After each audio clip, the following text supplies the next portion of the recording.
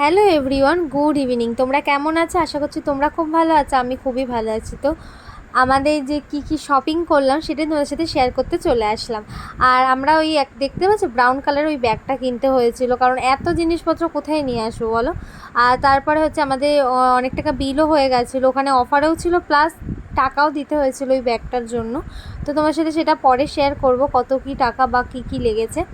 তো যাই হোক, তারপরে এখানে কার কোন জামাটা সেটা আমি বলছি না, আর যখন দেব তখন অবশ্যই তোমাদের সাথে শেয়ার করব, তখন এখন কিছু শেয়ার করব না। আর তোমরা আমার ভিডিওগুলো কেমন লাগছে বা কেমন হচ্ছে তোমরা অবশ্যই কমেন্ট করো।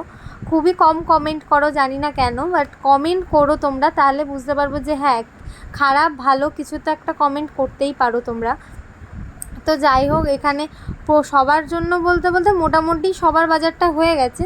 তো এখনও যে কি বাজার করতে হবে, কিছু কিছু বাজার হয়নি। আর আমি এখানে কিছুই কিনিনি, এখানে আমার জন্য কিছুই নেই, কারণ আমি এবার পুজোতে কিছুই নেব না। কারণ আমার প্রচুর জামা, যেটা আমার আলমারি থেকে আমি এখনও বের করে করে পরা শুরু করিনি।